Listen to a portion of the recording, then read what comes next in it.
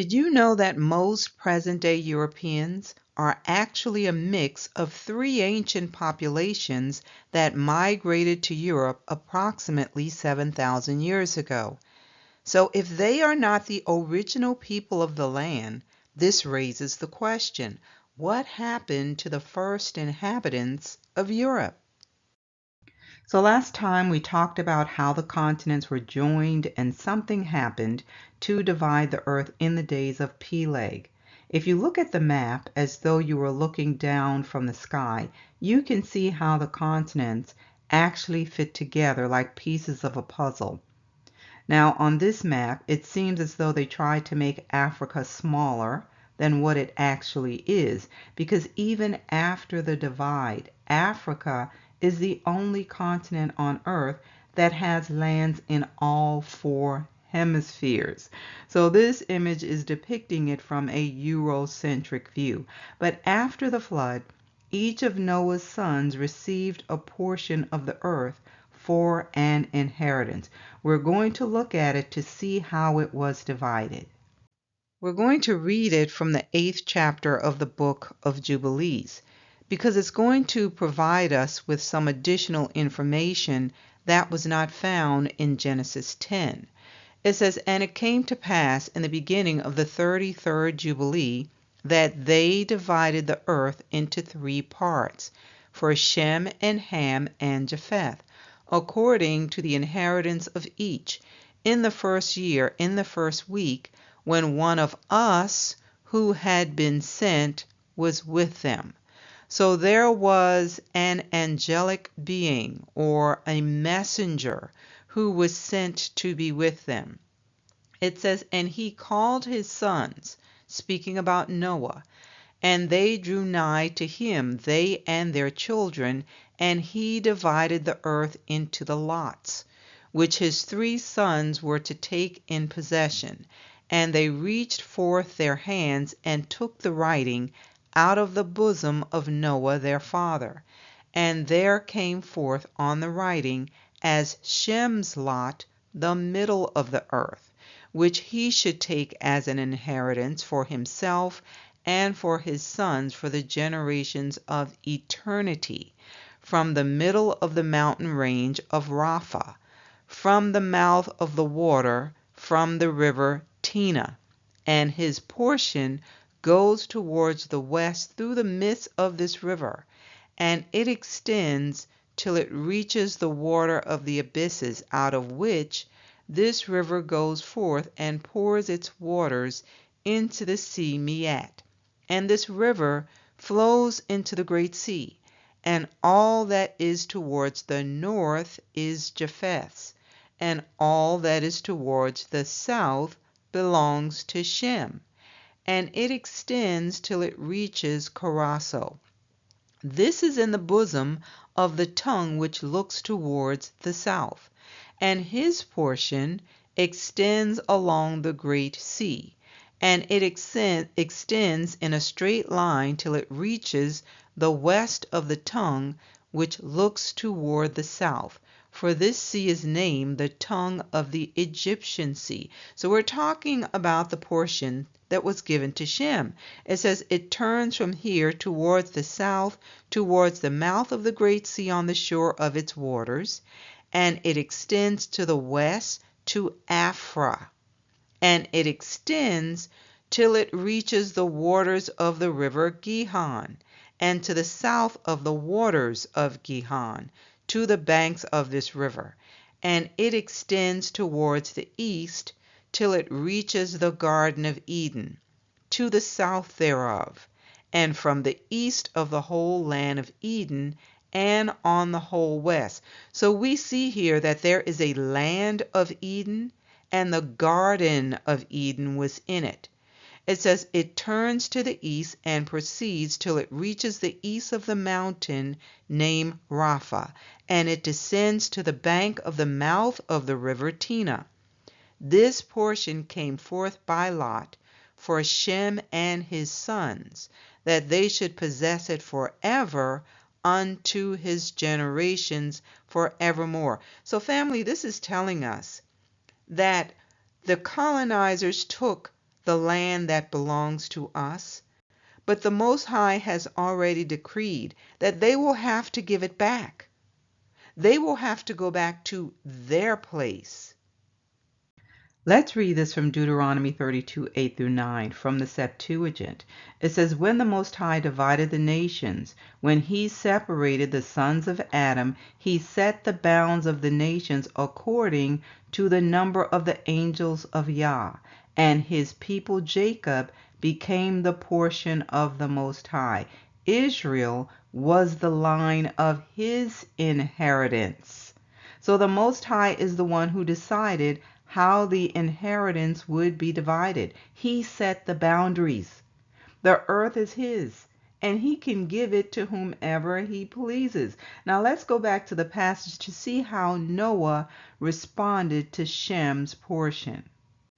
"And Noah rejoiced that this portion came forth for Shem and for his sons, and he remembered all that he had spoken with his mouth in prophecy, for he had said, Blessed be the Most High Yah of Shem, and may the Most High dwell in the dwelling of Shem. And he knew that the Garden of Eden is the Holy of Holies, and the dwelling of the Most High, and Mount Sinai the center of the desert, and Mount Zion the center of the navel of the earth. These three were created as holy places facing each other." So Noah blessed the Most High because he had already received a word of prophecy about this portion that would be given to Shem. It says, "And he knew that a blessed portion and a blessing had come to Shem and his sons unto the generations forever. The whole land of Eden, and the whole land of the Red Sea, and the whole land of the East, and India, and on the Red Sea, and the mountains thereof, and all the land of Bashan, and all the land of Lebanon, and the islands of Caphtor, and all the mountains of Senir and Amana, and the mountains of Asher in the north, and all the land of Elam, Asher, and Babel, and Susan, and Madai, and all the mountains of Ararat, and all the region beyond the sea, which is beyond the mountains of Asher towards the north, a blessed and spacious land, and all that is in it is very good." Very good. It goes on to say, "And for Ham came forth the second portion, beyond the Gihon towards the south, to the right of the garden, and it extends towards the south, and it extends to all the mountains of fire, and it extends towards the west to the sea of Atel, and it extends towards the west till it reaches the sea of Mauk, that sea into which everything which is not destroyed descends. And it goes forth towards the north to the limits of Gadir, and it goes forth to the coast of the waters of the sea, to the waters of the great sea, till it draws near to the river Gihon, and goes along the river Gihon till it reaches the right of the Garden of Eden. And this is the land which came forth for Ham, as the portion which he was to occupy forever for himself and his sons unto their generations forever.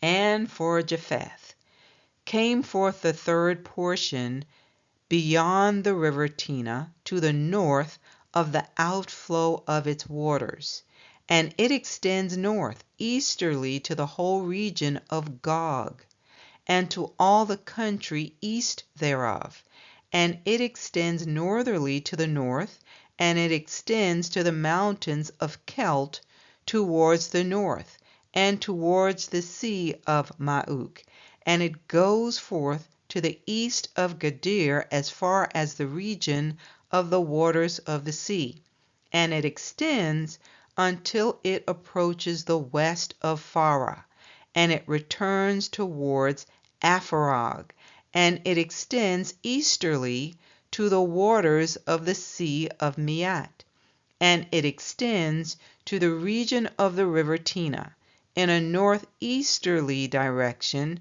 until it reaches the boundary of its waters towards the mountain Rapha, and it turns round towards the north. This is the land which came forth for Japheth and his sons as the portion of his inheritance, which he should possess for himself and his sons for their generations forever.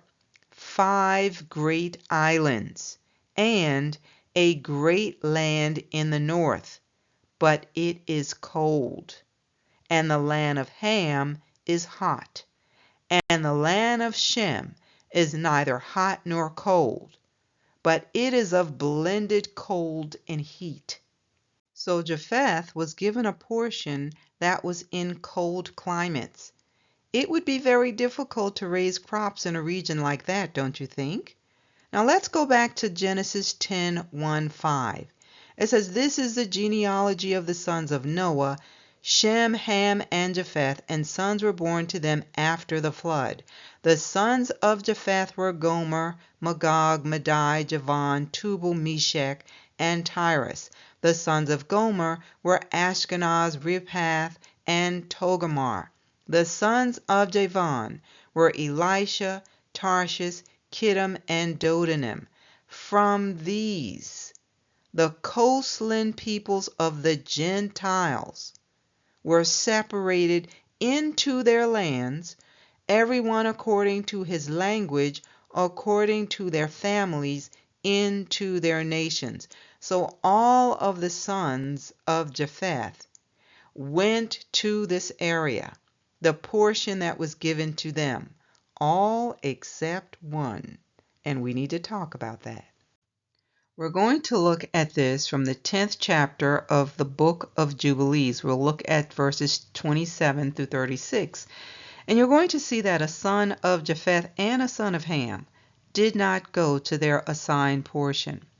So it says, "In the 4th week, in the 1st year, in the beginning thereof, in the 34th Jubilee, were they dispersed from the land of Shinar. And Ham and his sons went into the land which he was to occupy, which he acquired as his portion in the land of the south. And Canaan saw the land of Lebanon to the river of Egypt, that it was very good. And he went not into the land of his inheritance to the west, that is, to the sea. And he dwelt in the land of Lebanon, eastward and westward from the border of Jordan and from the border of the sea. And Ham his father, and Cush and Mizraim his brothers, said unto him, Thou hast settled in a land which is not thine, and which did not fall to us by lot. Do not do so. For if thou dost do so, thou and thy sons will fall in the land and be accursed through sedition." They're basically telling him, you stole this land. It says, "For by sedition you have settled, and by sedition will thy children fall, and thou shalt be rooted out forever. Dwell not in the dwelling of Shem, for to Shem and to his sons did it come by their lot. Cursed art thou, and cursed shalt thou be beyond all the sons of Noah, by the curse by which we bound ourselves by an oath in the presence of the holy judge, and in the presence of Noah our father." But did he listen to them? No.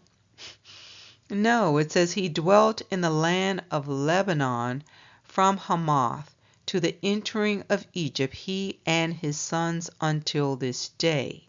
And for this reason, that land is named Canaan. So Canaan was under the curse of Noah and also the curse that the sons of Noah had bound themselves by.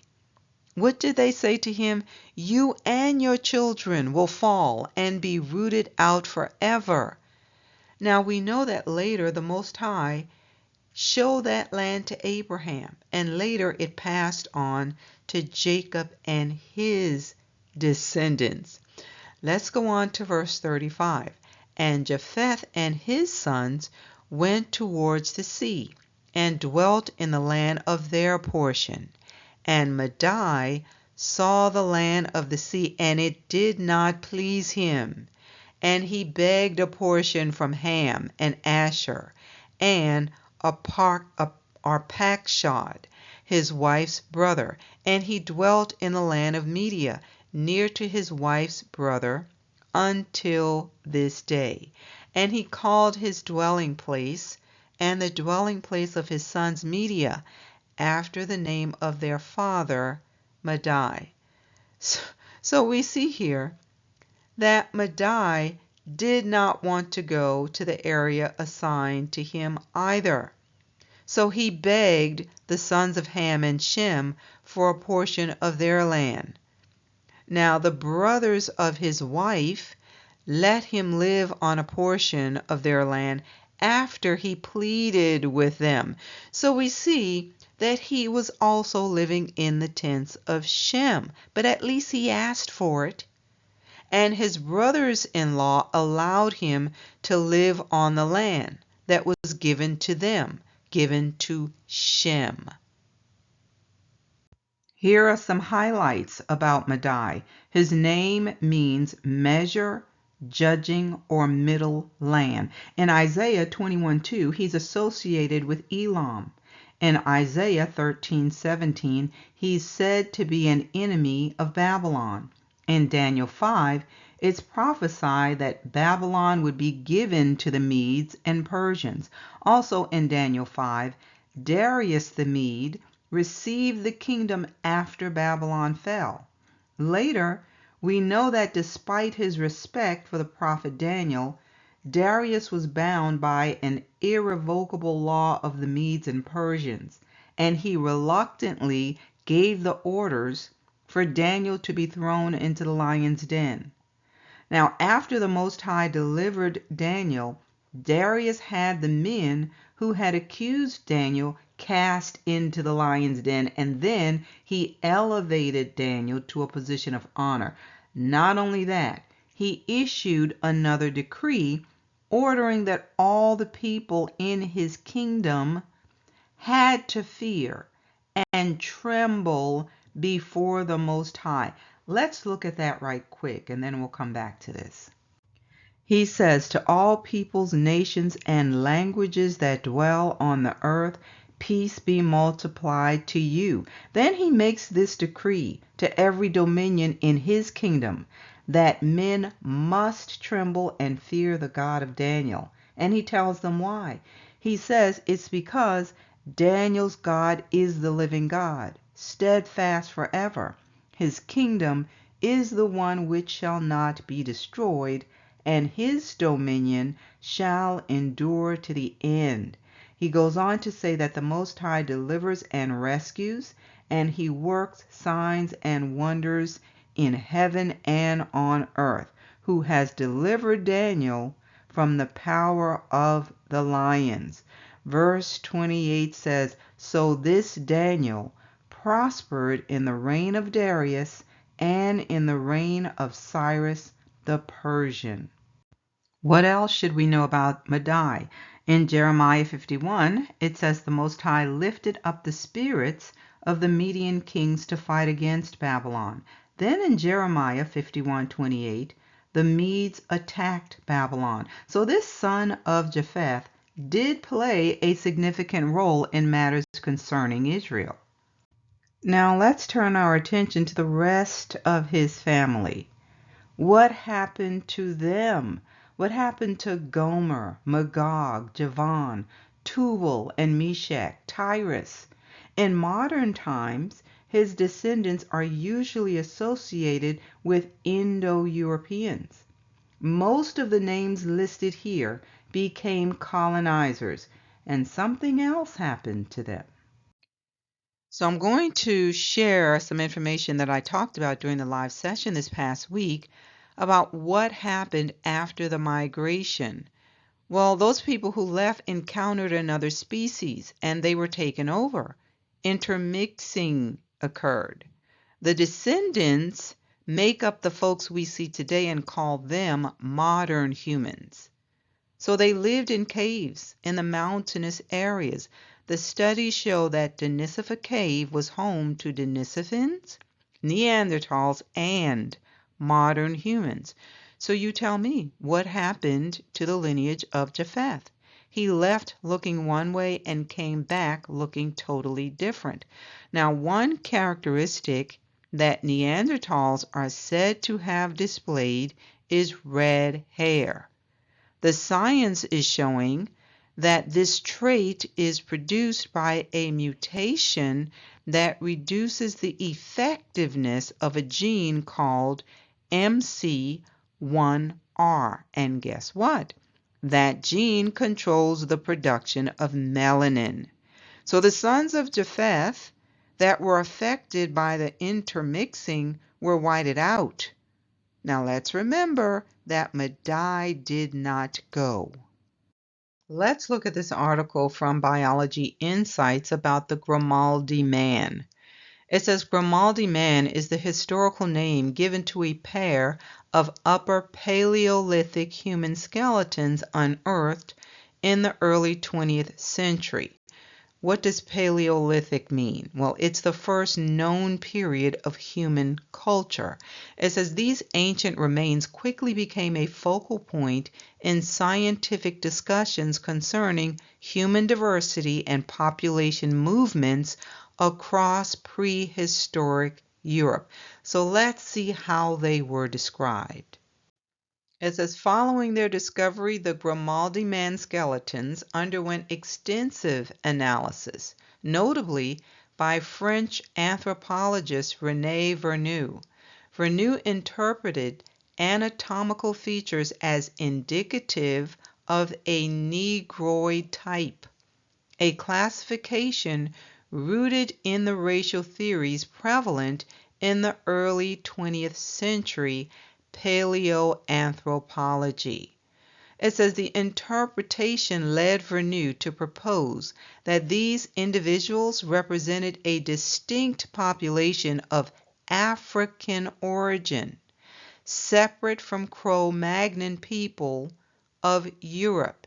He speculated that this Grimaldi race might have migrated to Europe via ancient land bridges. We're going to look at excerpts from this book from Sheikh Anta Diop, and it's entitled Civilization or Barbarism and Authentic Anthropology. And just FYI, it's not a very good copy of the book. Some of the alignment is off on some of the pages, but it's the only one I could find. But he's talking about race and history, origin of humanity, and racial differentiation. It says the research conducted in humanistic paleontology, particularly by the late Dr. Louis Leakey, has helped to place the birthplace of humanity in East Africa's Great Lakes region around the Omo Valley. Two ramifications that have not been sufficiently emphasized until now have come to light as a result of this research. Number one, humankind, born around the Great Lakes region, almost on the equator, is necessarily pigmented and black. The Gloger law calls for warm-blooded animals to be pigmented in a hot and humid climate. Number two, all the other races derive from the black race by a more or less direct filiation, and the other continents were populated from Africa. So he says the old theories that used to state that blacks came from somewhere else are now invalid. The first black who went out to populate the rest of the world exited Africa through the Strait of Gibraltar, the Isthmus of Suez, and maybe through Sicily and southern Italy. It goes on to say it has been shown that the first inhabitant of Europe was a migrating black, the Grimaldi man. But a prominent authority, the late French scholar Raymond Vaufry, had decreed that Africa was backward. From then on, to the eyes of the scholar, the prehistorical facts of Africa were made to appear more recent in order for them to explain a prior antiquity of Europe. Obviously, neither the Grimaldi man nor the Combi Capelle man, both being black, could have been indigenous to Europe. It says racial differentiation took place in Europe, probably in southern France and Spain at the end of the last worm glaciation. It says we understand now, because of the above cited facts, why the first inhabitants of Europe was the Grimaldi black man. The Grimaldi Negroids have left their numerous traces all over Europe and Asia, from the Iberian Peninsula to Lake Baikal in Siberia, passing through France, Austria, the Crimea, and the Basin of Don, etc. In these last two regions, the late Soviet professor Mikhail Gerasimov, a scholar of rare objectivity, identified the Negroid type from skulls found in the Middle Musterian period. Marcelin Boulay and Henry Victor Valois insist on the fact that the localizing layers of the Grimaldians are always in direct contact with those of the Musterian period, in which the last Neanderthal lived. In other words, there is no other variety of Homo sapiens that precedes the Grimaldi Negroid in Europe or in Asia. If one bases one's judgment on morphology, the first white appeared only around 20,000 years ago as the Cro-Magnon man. He is probably the result of a mutation from the Grimaldi Negroid due to an existence of 20,000 years in the excessively cold climate of Europe at the end of the last glaciation. So it says the Basques, who live today in the Franco-Cantabrian region, where the Cro-Magnon was born, would be his descendants. In any case, there are many of them in the southern region of France. It goes on to say, thus humanity was born in Africa and differentiated itself into several races in Europe, where the climate was sufficiently cold at the end of the Wormian glaciation. If the human being had been born in Europe, it would have been first white, and then it would have negrified or darkened under the equator with the appearance of the formation of melanin at the level of the epidermis, protecting the organism against the ultraviolet rays. This image is in the book. He says it's a painting from the tomb of Ramses III from 1200 BC.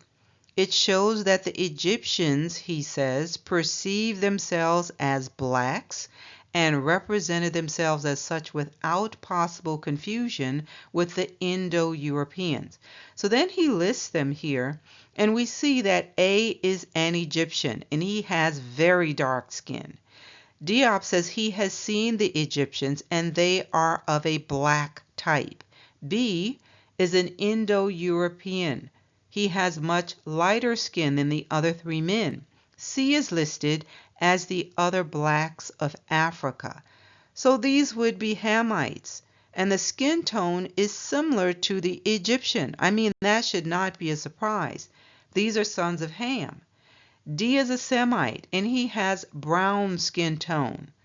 That shouldn't be surprising either, because most of us look that way. It's a cinnamon or honey-colored skin tone. Of course, there are different shades, but for the most part, we have a brown hue. Also, the Semite has a beard. The other three men do not. And look at the head covering. This article from Egypt Insights is entitled Unveiling the Race of the Ancient Egyptians, Origins and Identity. It says, the race of the ancient Egyptians has long been a subject of curiosity and debate among scholars and historians. The scholars and historians are still debating this issue, you all. Why? Because modern Europeans need the Egyptians to be white to justify the lie about Shem being white. The Egyptians play a pivotal role in setting the record straight, especially when you consider that Moses was mistaken for an Egyptian, so was Paul. Are we really going to ignore the fact that white Europeans would not have been able to serve as slaves in Egypt for centuries?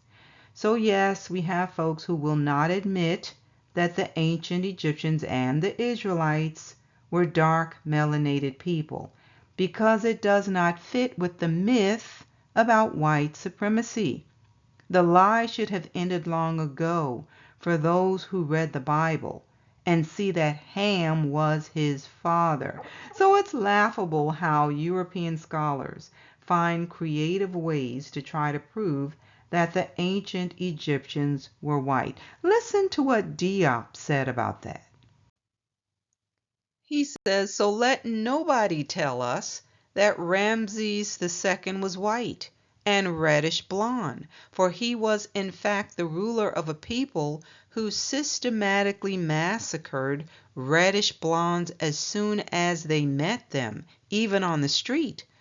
The latter were considered strange beings, unwholesome, omens of bad luck, and unfit to live.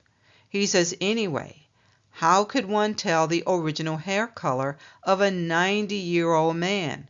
The 50 respected Parisian laboratories that studied this mummy have informed us that it had nicotine in its bowels, but that out of respect, they had used only the structure of one hair to determine its ethnicity.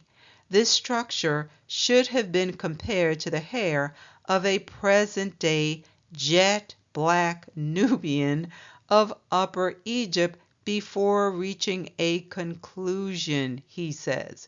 He says the above shows that the determination of the ethnicity of Ramses II made in Paris is of no scientific value.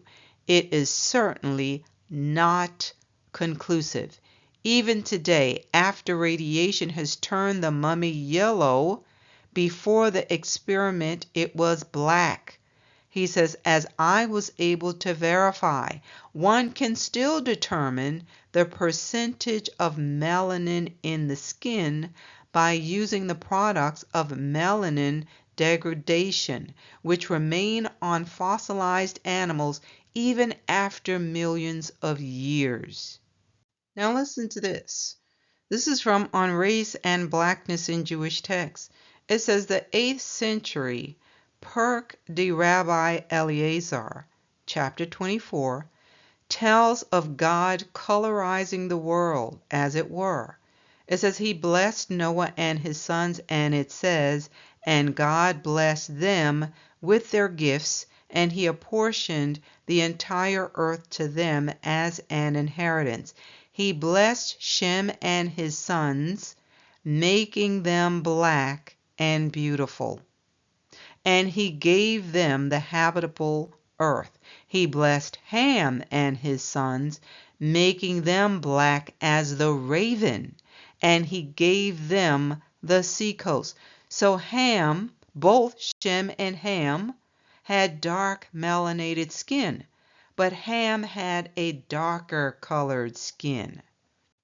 But what happened to Japheth? Why is there such a stark difference between him and his brothers? Let's look at this from the Independent. It's called Breakthrough Studies Unveil Traits of Early Europeans and Narrow Timeline of breeding with Neanderthals. It says 2 new studies have helped narrow down the time during which Neanderthals interbred with modern humans to a period starting about 50,500 years ago and lasting over 7 millennia. Again, I don't believe it was that long. It says one of the studies published in the journal Nature presents the oldest known modern human genome ever sequenced of a small group of about 7 early Europeans who had just recently mixed with Neanderthals. Basically, we see that after the sons of Japheth migrated to their assigned portion, their bloodline was diluted to the point that they are no longer recognizable. The modern humans identifying as the descendants of Japheth look nothing like their father.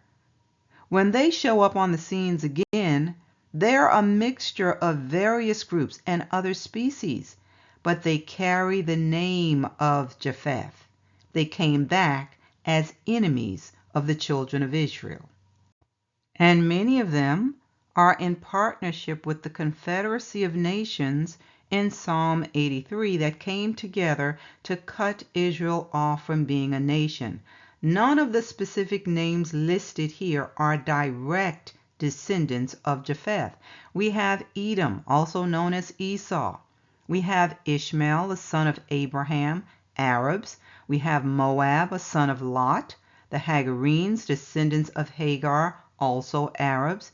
We have Gabal or Byblos, a Canaanite group inhabiting the coast of Lebanon. We have Ammon, a son of Lot.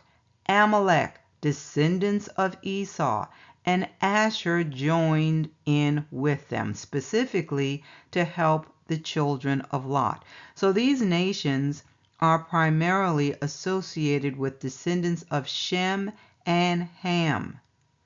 Esau, the brother of Jacob, is the ringleader. These folks were either related to him or lived in close proximity to our people. Who's missing? Madai, the son of Japheth that chose to live in the tents of Shem. Let's look at the Medes from a prophetic standpoint. They're often associated with the fulfillment of the Most High's judgment against nations that opposed his people. For example, we can look at their involvement in the fall of Babylon, their role during the time of the return from the Babylonian exile, and the rebuilding of the temple. Do you find it interesting that the Medes played a key role in the restoration of the children of Israel during and after times of captivity? So this says in conclusion that the Medes, though not as prominently featured as other ancient peoples in the Bible, were instrumental in the geopolitical shifts that shaped the biblical narrative. Their alliance with the Persians and subsequent role in the fall of Babylon underscore their importance in the fulfillment of biblical prophecy and the demonstration of the Most High's control over history. What will be the position of the Medes in the end times, though?